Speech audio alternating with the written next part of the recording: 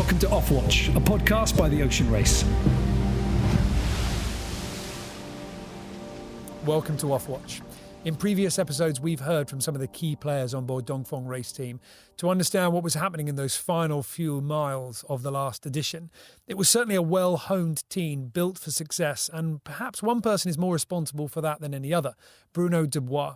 This is somebody that was performing at the top of his game before stepping back and deciding that his place would be essentially behind a desk, helping others and managing teams to their success. He's worked in the Ocean Race, he's worked in the America's Cup, as well as every top position all across our sport. And his story is quite remarkable. Enjoy. Where do you begin when building a team to take on the challenge of 9 months of racing around every corner of the globe through some of the toughest conditions available? Well, most of us would assume that you start with the skipper, and then you simply fit in the rest of the team around that person's strengths and weaknesses. But in truth, you have to go behind the sailing team. And that is where you'll find this guest, Bruno Dubois. He's best known to most of us as the director of Dongfeng Race Team since their first entry in the Ocean Race in 2014 to their race-winning entry in 2017. But he's somebody that directs from experience, with plenty of his own sea miles under his belt and a win in the Mini Transat at 24 on a boat whose sails he made himself, plus skippering and entering the Ocean Race in 89-90. Maybe his success from behind a desk is because of his experience of the front line. Bruno, thank you very much for joining me today. Hello, thank you very much. Nice to see you again. I want to start with something because I found a really fascinating quote of yours where you were talking about this role that you find yourself in at the moment, managing the teams. And you said that I'm not a business manager, I'm not a sailing manager, I'm a mix between the two. And you've certainly got a successful set of skills and people want you running their campaigns. But I was wondering, in some way you must miss getting cold and wet out on the water. So does winning from the shore mean as much to you as winning on the water? You know what? I do not miss anymore be cold and wet. I was last week with the the Mirpuri sailing team in Cascais, and they left for an overnight sailing, and it was bloody cold. I was in the hotel working and having a good dinner.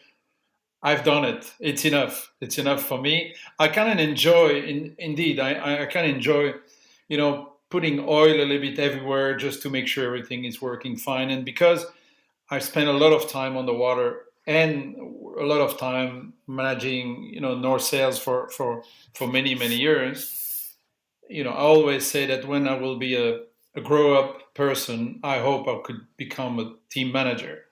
And that's what I'm able to do is since 2015. And I don't know if I'm successful, but I'm managing, a good project, like very interesting project to work on. Well, I want to talk about what you're doing at the moment, because you're somebody that from the success that you had with Dongfeng Race Team, you haven't stopped. You're looking for more of it. But I want to go back because when I was reading as much of your story as I could find, there was very little that I could find about you in the 89-90 edition of the race, where you were skippering Ruckner Sport, if I'm pronouncing that right, and I'm probably not. Yeah. But I find that fascinating that you're somebody that now has such an impact on the race. And there you were back in the race all those years ago. And I wonder, with all the experience and all the lessons learnt now, how do you describe the sailor that you were back then? Well, I was 28. Okay. At 20 years old, I was the skipper of Ruckner Sport. And it was a tough one. First of all, because you had big names there. Grant Dalton was there with Fisher and Packel, Steinlager with Sir Peter Blake, and it was a tough one. because we were in a small boat. We didn't have enough money, I think, to do things right. And there is one thing that now you can realize when you watch the movie Maiden, you realize that was also the year where Maiden came in, and they did very, very well. And I think they deserve to have a lot of more press and a lot of more attention than us. We're just a bunch of bloke coming from Belgium, from France, from Holland. It was a mixed, we were not British. It was the Whitbread race at that time. It was a lot of, I remember Barry Pictel was the journalist follow the race. And I understand he was after Rothmans, Laurie Smith and all those guys. That was a fantastic year. But it was very hard for us. Honestly, for me, I think I lost my air during that race. It was really tough because we had a couple of accidents on a boat and we broke the rudder after the start in New Zealand, so we didn't manage to compete for the final prize, and and and because of that, and it was tough also, mentally with the crew. At that time we didn't have mental preparator, we didn't have psychologists to work with us and everything, and you know that was the beginning of the professional sailing, and we tried to do our best, but I would say that we didn't do very well. I didn't do very well as a skipper to hold everybody together. And I remember some crew told me at the end, so Bruno, I'm not going to sail with you anymore. Didn't work very well. And I keep remember that, and I think that's one of the things who really helped me to grow up, because after that I took more responsibility at North Sales. I became the manager. I became part of the executive group of of North Sales. So I always grow, and in all those years with um, not problem, but not success. I kept that in myself and said, how can I be a very good team manager? And I'm not sure I'm a very good one, but I know one thing is that try to mix performance, but also I really tried.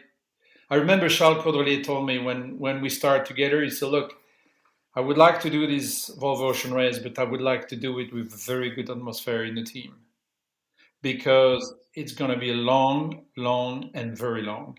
And we did two editions together, so we spent we spent 4 years together trying to succeed, and to succeed at one point you need to have the team spirit. And I have to be honest with you, we won in 2018 and we still have the WhatsApp group from the team, and there is not one week when there is not somebody who just sent a joke, or and Charlie is very good at that, with his stupid second degree humor. He's always on. And then between, like, the rugby game last week between France and England, it was on and on and on all evening. So it's for sure it's fantastic when after 2 years people are still get together and as soon as they can, and they work together in different environment. For me, I'm spending my time on SailGP and also helping Team Mirpuri, and with SailGP I'm taking some guys from Dongfeng with me, and the same with Mirpuri. They're jumping, so we keep working together. So that's reason why I think it's a very, very interesting experience. But it didn't start very well, honestly. I didn't start like Laurie Smith arriving, rock and roll, and just you know clean up the place. No, it was really painful, and a couple of times I wonder if I should have stopped. But since I have a hard time to take no as an answer, as a good salesman, it's I kept going, and I don't know. After 30 years, it still seems working now. In fact. It's fascinating you talk about that team environment and that mentality, because when I got the opportunity to talk to Charles Caudrelier in the first season of Off Watch, he said exactly the same thing. And he said with a smile that the WhatsApp group was continuing. And just before I ask you a question about you and Charles and that topic, I just want to say one thing, because I know there'll be some people that pick up on it. It was France, Wales, and confusing Wales and England is like confusing France and Belgium. It's very important to some people. England was the time before. The Brit. Okay, fine. The Brit didn't say anything about Wales. They just show us, when it was France, England, they show a fork in their hands, and the forks was totally squeezed. That's the only picture they sent. No, they don't want to talk about Wales. I'm just putting out the fire before it gets smoldering. Really interesting when you say that after that campaign with Ruckaneer Sport, and of course you were young and you were learning. You know, for any skipper, there are really only 3 performance metrics. Did everyone come back safe? Did you sail well? Did you perform well on the scoreboard? And does your team want to sail with you again? To have some people turn around and say, you know, this was not a good experience, I'm done.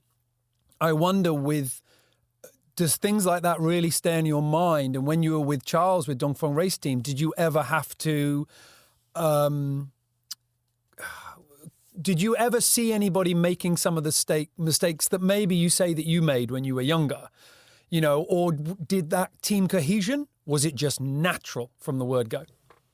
Well, it didn't happen to me because I'm older now and I know where I'm stepping really. But yeah, it's, you know, well, every single team has some tension, and it's the way we're managing those tensions, which, you know, make the success or the failure.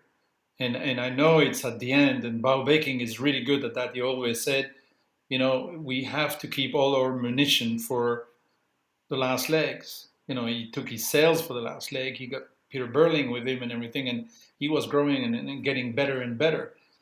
And it's true. And it's like for the America's Cup, you know, your last race is the most important one.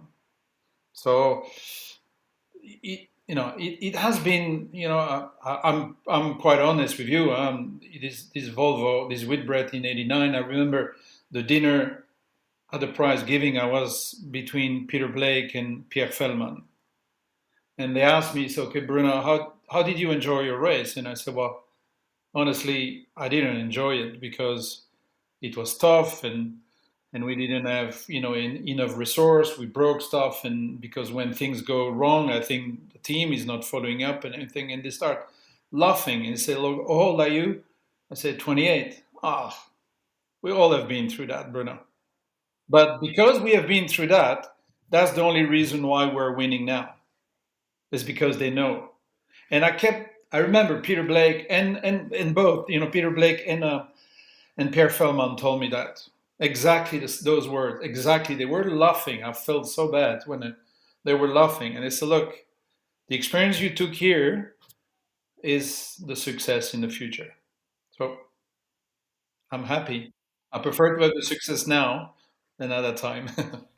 It'd be interesting that you were saying before that being a team manager was, I mean, correct me if I misunderstand you, but being a team manager was already on your to-do list. You were already thinking about getting those skills because, of course, you didn't come back and do the race again as crew member or as skipper. Was that experience in 89, 90 enough that you can go, okay, I've got some good experience here. I've done some things right, done some things wrong.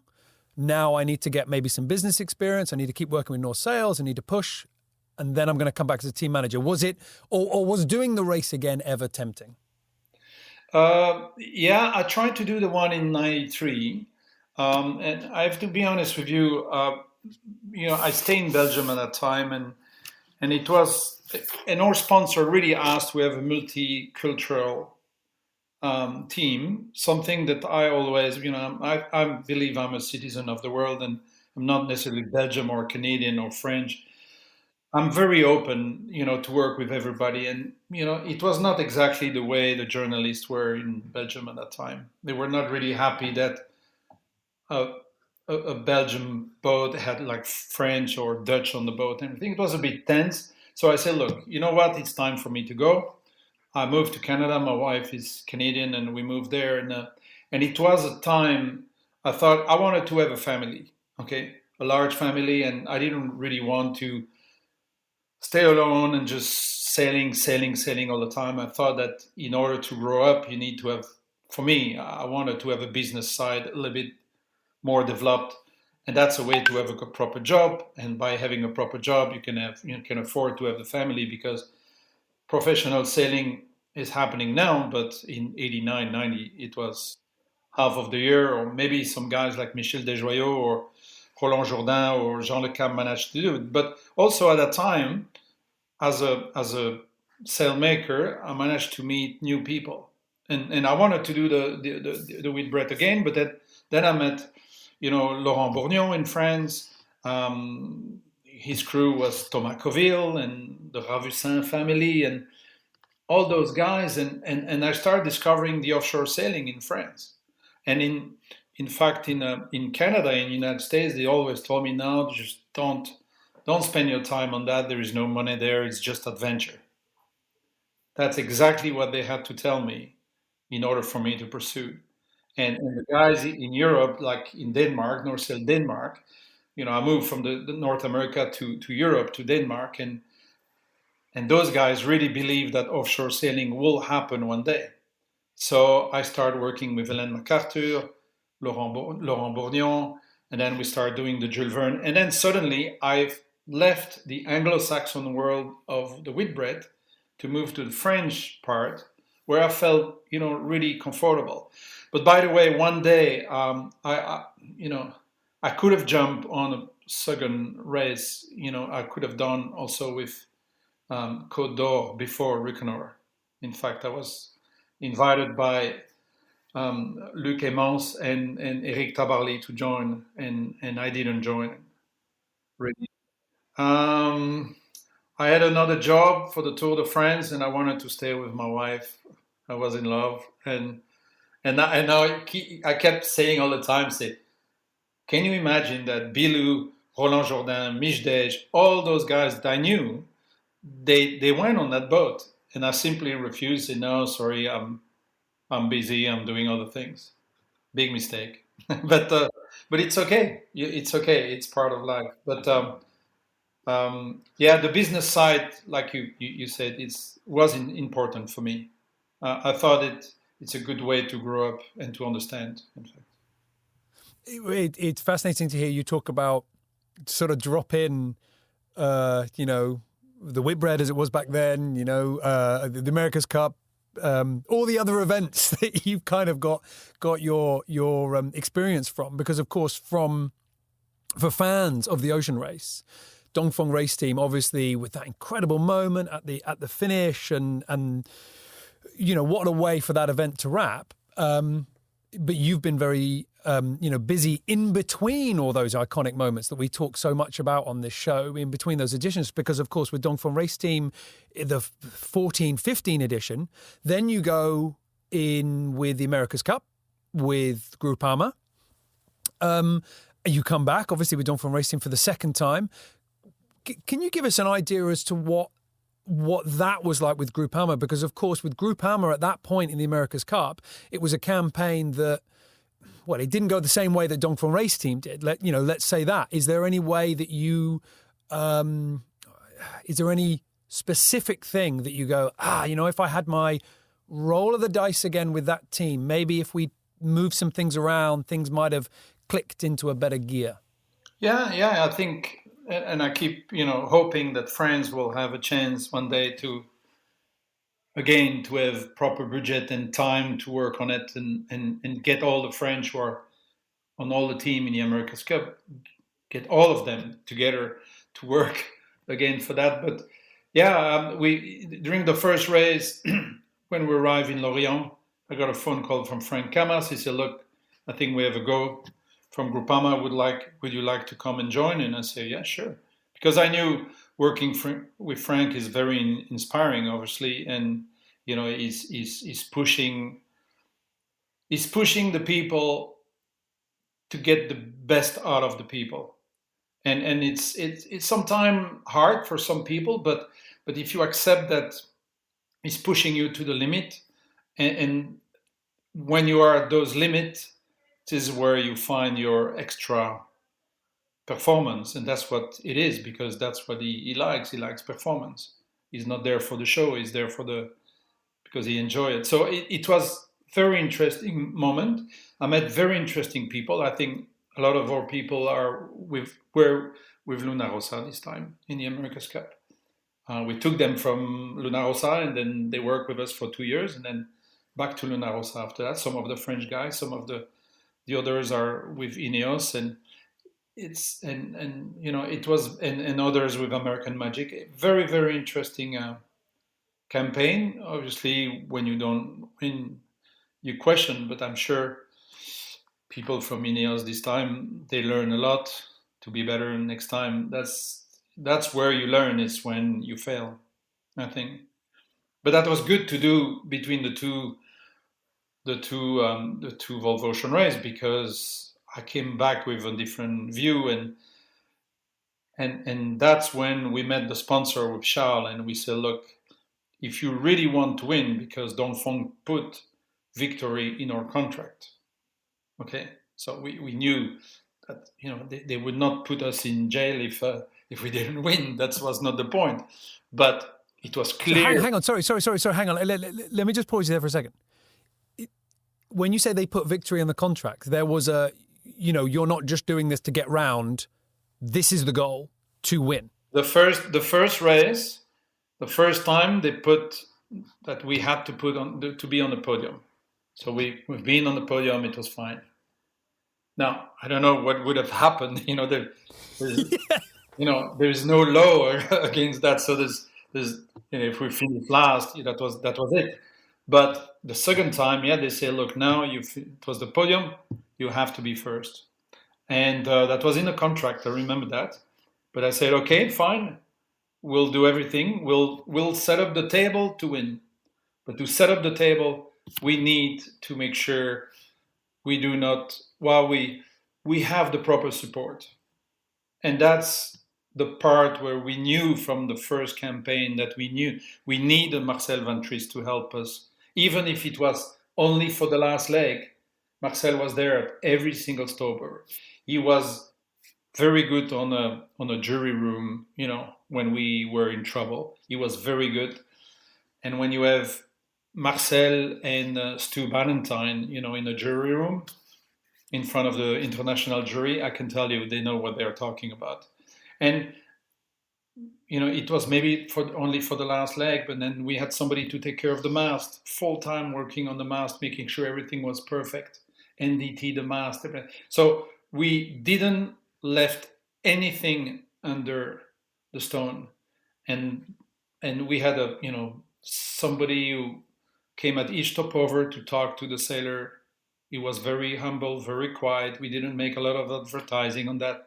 The guy was there. He's an Olympic judo, athlete, and he came and talked to Charles, and talked to the guy, because for sure the team had a up and down. We had some low moment in Hong Kong and in Guangzhou. It was hard. Everybody, it was pretty tough, and Vestas had this accident when they crashed on the boat. It was the atmosphere in the race in general was not really good.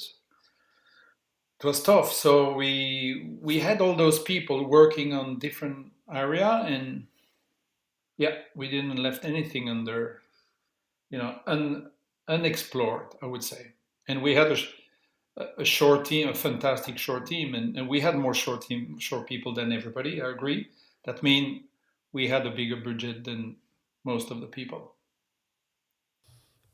Does this now mean that you have the winning formula? I mean, going forward, do other teams go, right, we need to get Bruno Dubois and the playbook on now how you build a team and how you win the race? No, I'm not. I don't know. Yeah, I think we're not alone. There's a lot of people who know how to do it. There's people like Groupama, Franck Cammas did it totally differently. But always the one who win, they have a they have experience from past race, and they have experience. Like I look at Ericsson and the ones before with ABN AMRO. Moose, he knew how to do it, but each time they have some good budget to make sure everybody is comfortable. And it's not nice to say because we are the time where we would like to reduce budget as much as we can. But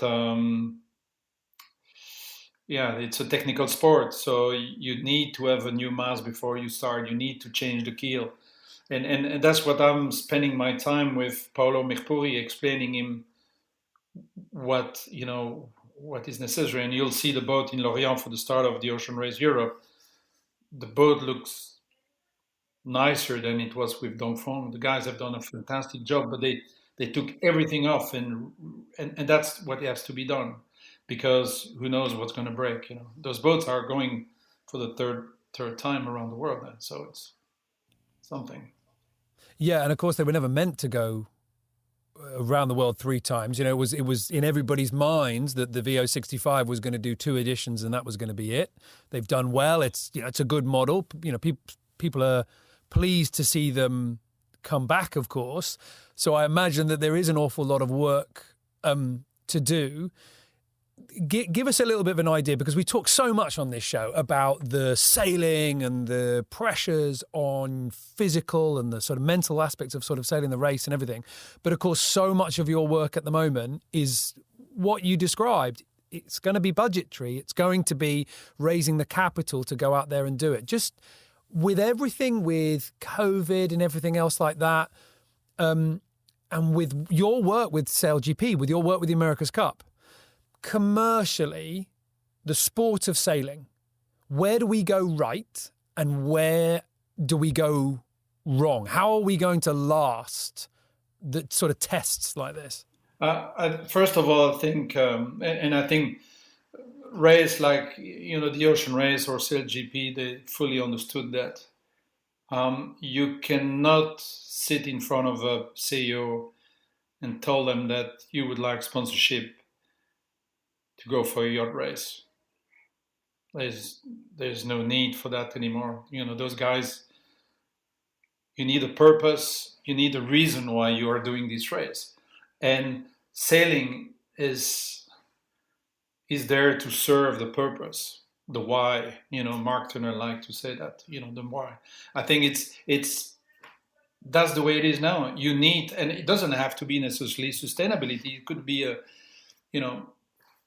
gender equity and equality between women and men in terms of salary and the way to work, or you can try to have a mix of people in your team, and it could be disabled people, and it depends. But people want to really give sponsorship to people who are going to make the world better, or going to work on a better world.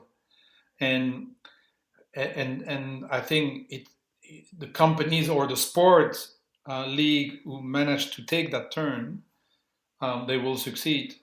And all of us, we had about a year to think about it. With SailGP, we start about 12 months ago, and we say to Russell, look, Russell, a professional sailing league with the best athlete sailor of the world. Sorry, but it's going to be a tough one commercially. And he fully understood. He said, okay, guys, let's go where you think it is the best way to go. And the Ocean Race is going that way. And I think Anne-Cécile Turner has been pushing on that. Not now. She's been pushing that for many, many years, because she knew it was the only way to go in the future. And it's going to be only worse in the future. I think companies will not spend money just for even the Formula One is trying to find a reason to build those cars. And there are some good reasons. I'm sure we'll have a better world, and the car will be way better because of all the development we have on the Formula One or Formula E. And it's the same with the boats. I'm sure foil will make a difference in the future in the fuel consumption with cargo ship or the wing or the material, the sailing material. So for sure it will be different. There's one little bit of, sorry, you've reminded me of something, but we spoke to James Blake on Series 1 and he was talking about the kites. I want to get this right. The kites, not as in a spinnaker, but as in an actual kite, like a ginormous kite surfing kite that were made for the VO65s in the previous edition in case the engine broke and they were going to. And it's fascinating to think about, the technologies that can be developed, tested, and then sort of put out into sort of the other world. You talked about gender equality. And I wonder whether you're a good person to ask about this because, of course, you were there back in 89, 90. You mentioned it before. People remember that edition for the clean sweep of Steinlager 2 and for Maiden. And that was a huge moment back then. And there was a really interesting quote that I read from you when you were talking about the other class that's going to be in the next edition of the Ocean Race, the IMOCAs. And the 65s, it's cramped living, but we're used to seeing teams of, reasonable numbers. Whereas on the IMOCAs, one person has a bit of room, two, it's getting a bit tight, 4, 5 people, and suddenly there's not a lot of room. So it's pretty tough. And you said that it's good that there's a rule, that we're going to have a gender incentive for mixed teams. Because if there wasn't a rule, you wouldn't see a lot of women sailing there. I wonder whether because, from way back in 89, you were there.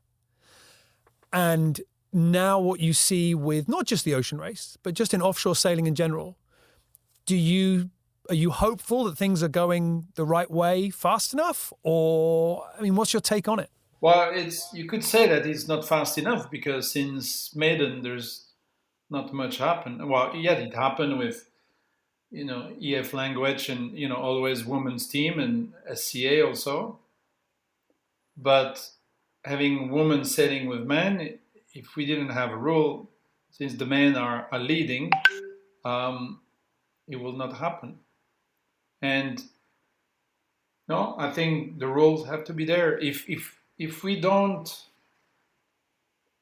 give the chance the woman to be there in the men's world, they will not go. And sailing is an opportunity. It's a place where they can. Maybe in rugby you'll not have a mixed in rugby, but in sailing you can do it. It's possible to do it.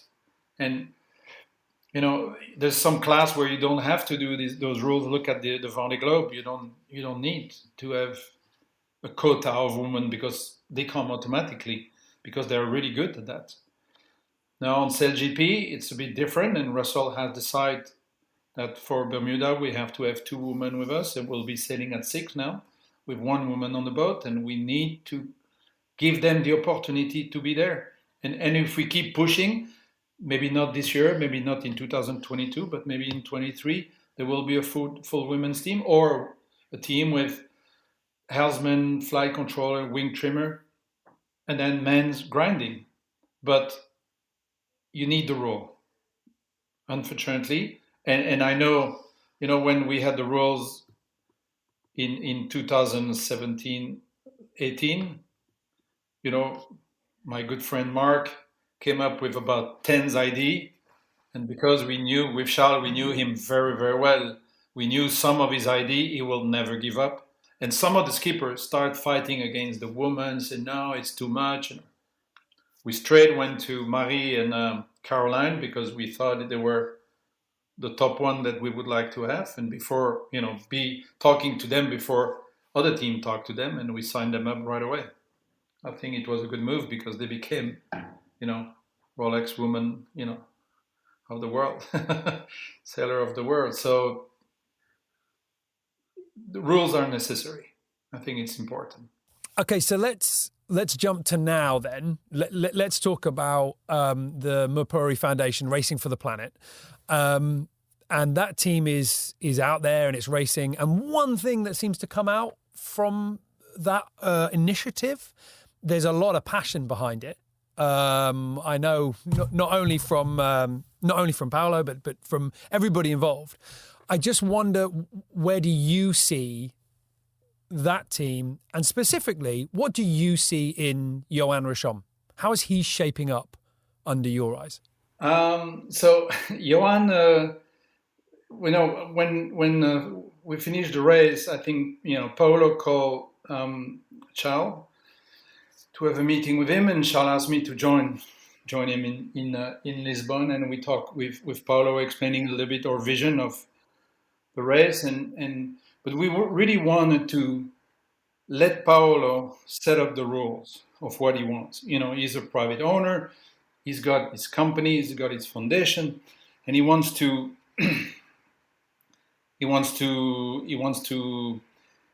set up the pace, and that's really important for us. We're doing what Paolo wants to do, and he's got a good vision. He knows where he's going, in fact. And we proposed Johan with Charles because he won twice the Figaro, and he comes from a French environment where Charles comes from.